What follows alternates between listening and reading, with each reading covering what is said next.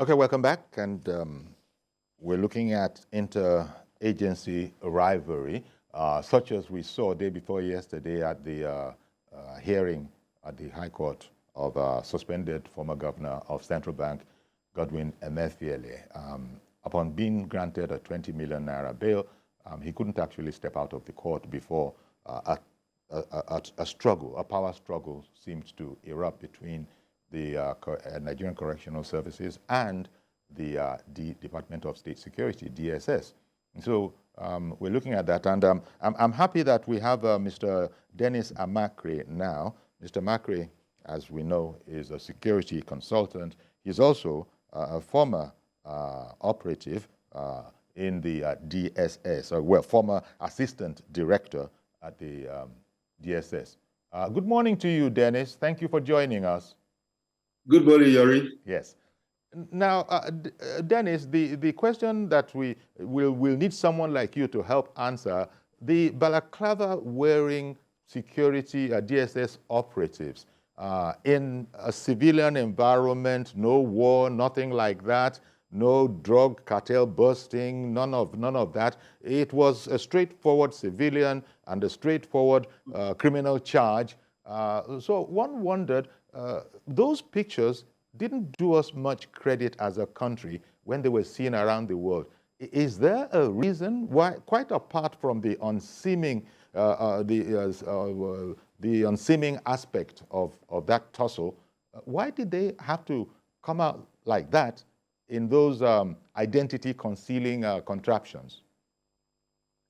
Okay, Yori, thank you for that question. I have discussed this with you before.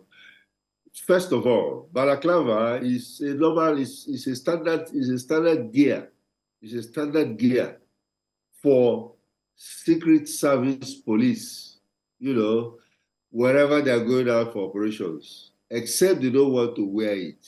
Otherwise, it's a standard gear for them to wear. I see. So they wear that. Yes, they wear that. Now again, you find out that if they go to anywhere, it doesn't matter whether it's a court or a war or anywhere. Here in the United States, you find out that the FBI, sometimes when they go to houses, they break into the houses. They have a warrant of arrest or a warrant of search, and they break into the houses wearing balaclava so that you don't later come around looking for who was that person, recognize that person, because they still live in the society, Well, because now that you make that point, okay, I get what you're saying, but again, still staying in the U.S. where you're, reaching us from, there are body cams for police because society wants to know that their law enforcement officers are behaving according to the law. So you will wear a body camera. So whatever the engagement, there is a record of it. But even as you say that the Secret Service over there also do this kind of a thing. But I don't know. Well, I don't know how they do it because you see civil service, Secret Service people around the president, for example, no balaclava is in sight. Maybe it's not considered an emergency operation. So that contradiction between the police in a place like that, the US, I think in the UK as well, maybe other places, must wear body cams as they engage with the public. But okay. You see how it will confuse a non-professional. Yes, Yori. Let me explain further. In the secret police, or what we call the SSS or the DSS today, there are different departments. There are people who are called protective services. Those are the ones you see with governors or the president or their families and stuff like that. Those ones are usually in suits, and then you can see their face. Okay. Now there is another set of people who are going for special operations, and those ones wear balaclava, because they are going for special operations. Okay. So And then, of course, if you go to the office, you see the people that are normally dressed and walking around the office, which is a different set of people again. And then, of course, there are another set of people you don't even know, and those are the ones under deep cover. Okay. You might even have those in your office. You don't know them. Nobody knows them. Even the DSS don't know them. Okay, so this is the kind of setup that they have. So therefore, the balaclava is a form of a deep cover in the sense that it's not. No, it's a form of just covering your immediate identity. The immediate identity. Okay. Now, what are your thoughts, Dennis? Thank you very much for explaining that about the balaclava and all of that. Oh, by the way, I looked it up and I found that at konga.com you can actually buy one for 4,500. So I was looking at wait a minute, you don't even need a license. You don't even need a license to be able to buy this unless if I were to order one, I would just get a response of, do you have a license? Should you be buying this? That kind of a thing. But away from that for a moment. Use it for? Away from that for a moment.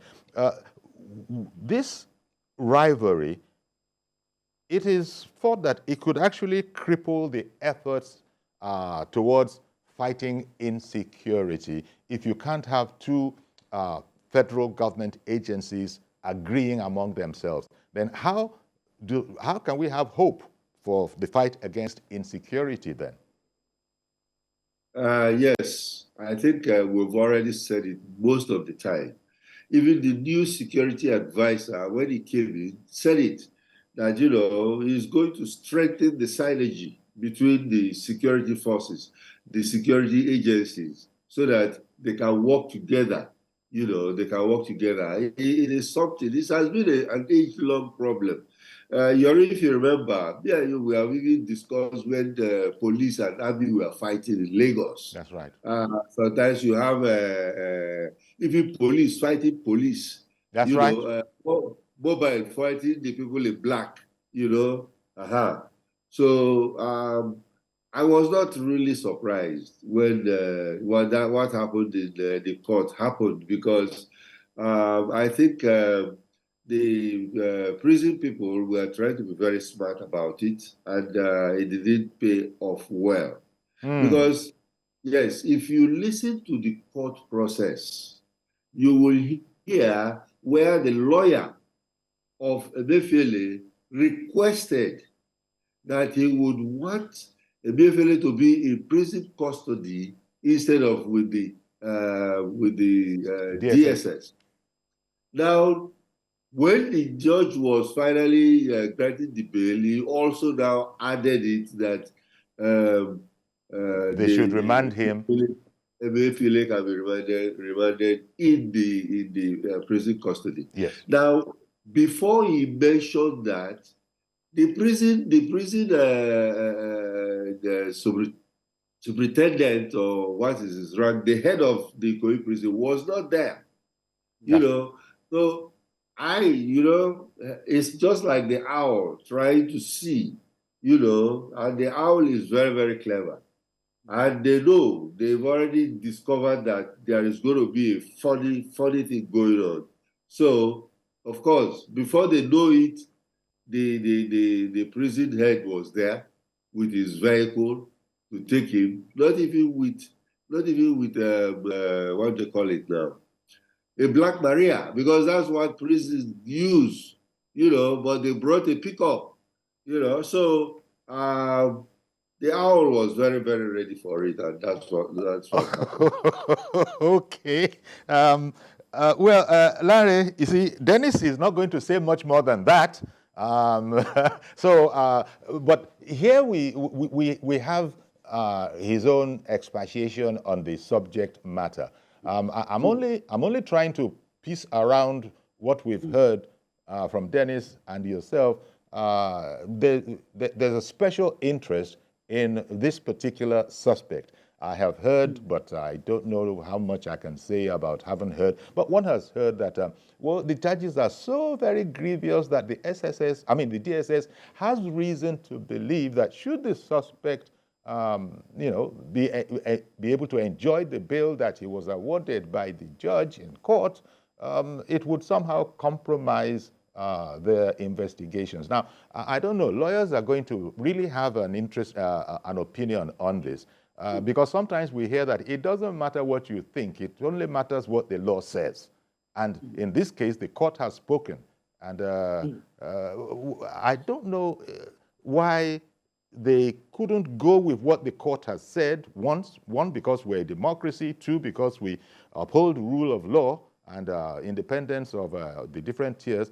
And then start even if it is a laborious process, start the laborious process of reapprehending the suspect, rather than do what was done, where it now seems as if there are some agencies that don't need to obey the law. But it must be said, the DSS also said that they came with an enabling document. So you see trouble now. Yeah, you see, I mentioned this from the beginning, and it is important that we address the societal challenge of actually having successful prosecution of high-profile persons or suspects in the system. And I will only pray that the judiciary will actually understand this, not because that we have also undermined administration of criminal justice system and procedure. It is also that this enhances insecurity in the system. So the moment many of the high-profile, suspects don't bother that you are taking them to court anymore, because once they get to court, the next thing is just to get a bail. And once they get a bail, the next thing is to frustrate the prosecution process.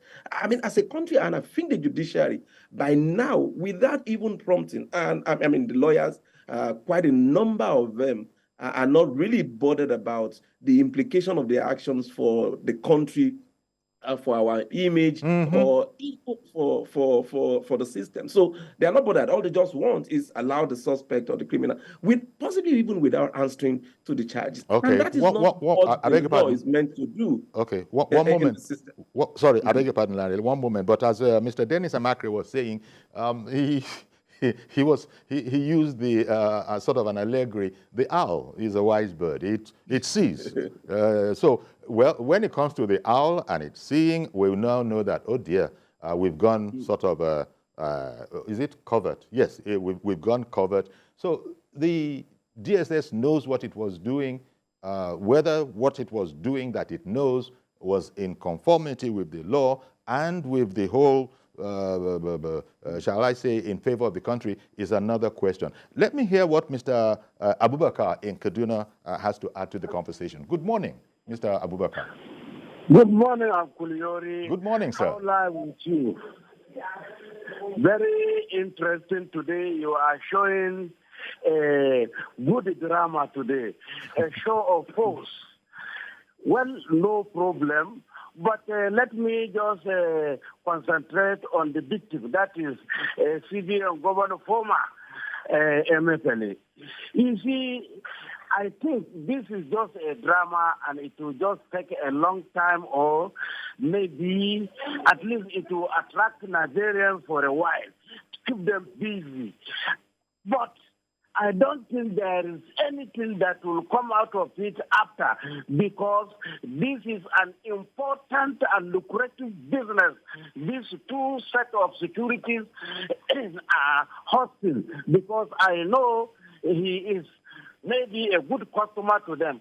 If not, if Nigeria is serious, this is a man who put billions of Nigerians into difficulties. He just introduced a hard time, unnecessary hard time for Nigerians. Some cripple, some die, some business crumble, yet they have nothing to sue him with, or they have no any criminal charge they will nail against him, except only they arrest him with a gun without license. Is it not enough for a man to be hanged with this type of difficulty he put the whole Nigerians into, and they are not talking of that one? We Nigerians. Yeah, but sir, Mr. Abubakar, as you know, the court is going to concern itself with the charges before it. Any other thing that, such as you are adding, if it's not in front of a judge, I don't know that he's going to take those kind of things into consideration. And so we're looking at the law here and how the law operates. And I think what Mr. Abubakar is saying is actually questioning the charges that DSS. Please, okay, go. Can you just round off, Mr. Abubakar? Thank you. Continue, but round off quickly. We got your point. We will never forgive. We will never forget that man. Okay. We will never forgive. We will never forget that man. Now these. Okay, Okay, Mr. Abubakar, thank you very much for calling in. Now, those are the kind of sentiments that are not going to be relevant to a judge or a court of law.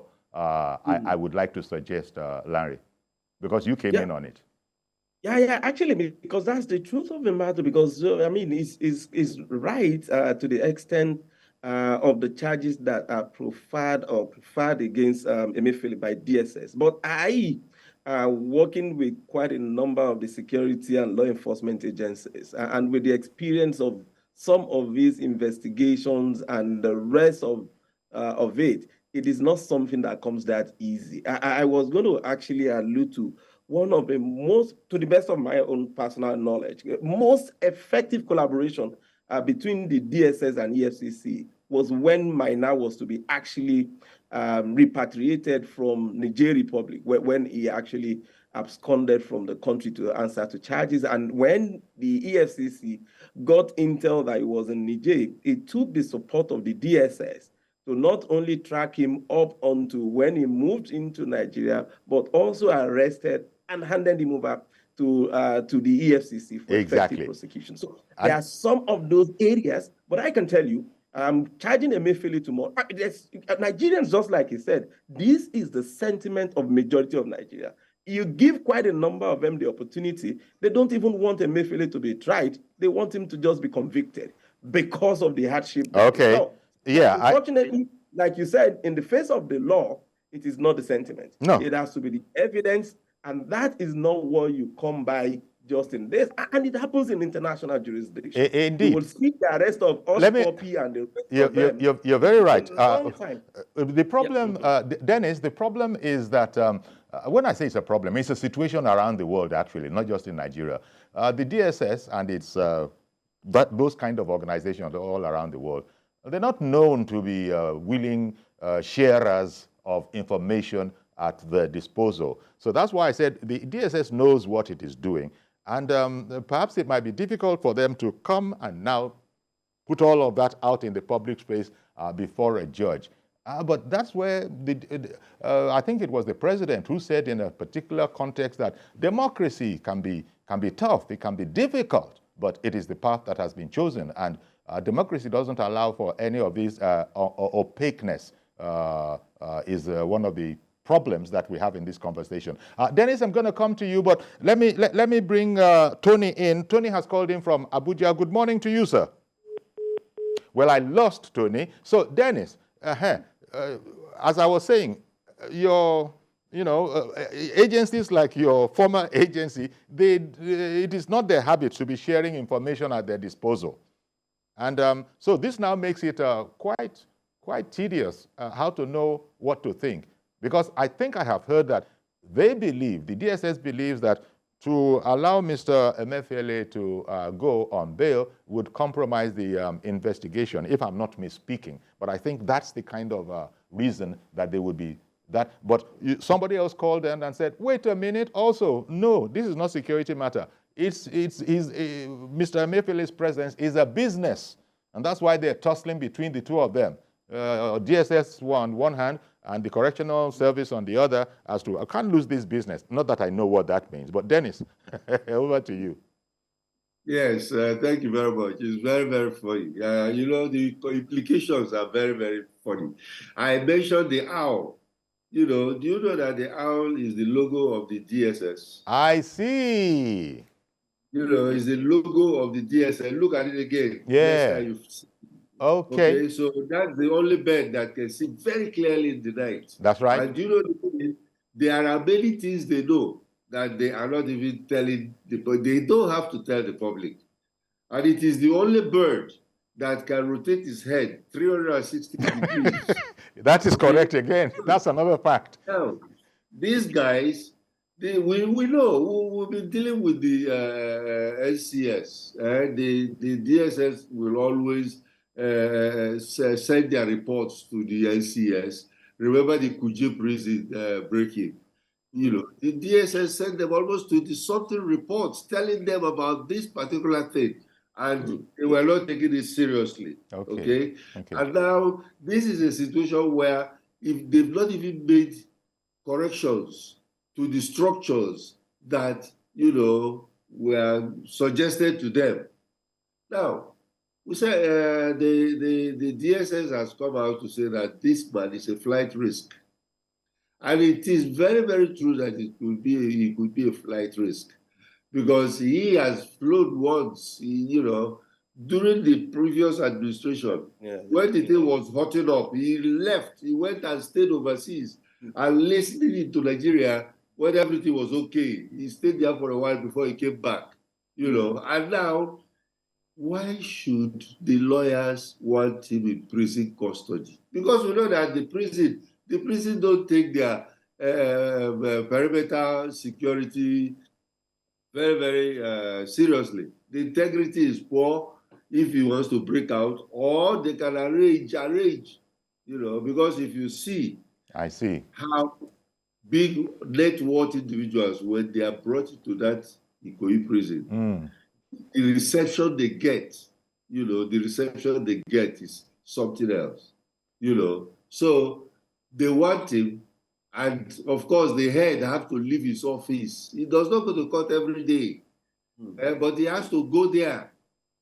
Just like your guest has said, this is a big dinner coming ahead, you know, so they have to go down there and see what it is. But he finds it very difficult. He cannot even make a move in the DSS. That's why his lawyers want him out of there. Well, okay. So, but again, let me just get this in. What are your thoughts on whether this modus operandi of the DSS, whether it can compromise the integrity of the struggle against insecurity in the country? If the DSS, from what we've heard now, it's an owl, it sees, you know, all those symbolism we take on board. It can see what other people can't see.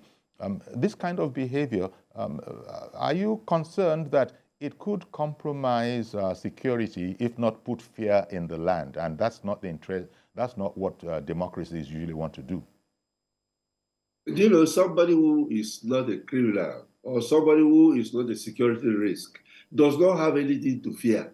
Okay. You know, not at all. Because a lot of people, you know, is a criminal who sees a policeman and start running away, you know. But you don't have to fear the DSS, because the DSS is doing the national service.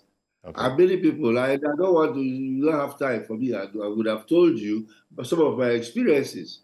You know, where we invite people to come, and they even went for 7 days fasting and 7 days dry fasting and everything before they come. And when they come and I finish with them within 5 minutes and they go away, and they said, "Excuse me, sir, can I go?" I said, "Of course you can go." He said, "Oh my God." Okay. Contrary to what they had expected. Okay. So Larry, thank you, Dennis. We've completely run out of time, but Larry, it is what it is. We have it on our hands, but we've just heard there that, look, if you are a law-abiding person in all particulars, then you have no reason to fear any of this kind of, shall I say, operation that we saw. Yeah, I mean, it's interesting, really. I mean, but this is not also dismissing the fact that there are also some elements of unscrupulous characters within the law enforcement agencies who would also even want to have some offensive hanged on innocent people, you know. But the truth of the matter is, if you really want to fight, you know, your case, it is about actually pursuing the case. And I was expecting people to actually fight to go and say charge Emefiele, and we want to defend him in court to actually prove his innocence. All It right. is not about the whole scheming and the whole protest or the whole argument of saying, no, release Emefiele. I mean, like it said, this is actually what can be considered. With what happened with the currency change, we don't even have the new currency with all the investment. We're going to have to leave it there, Larry.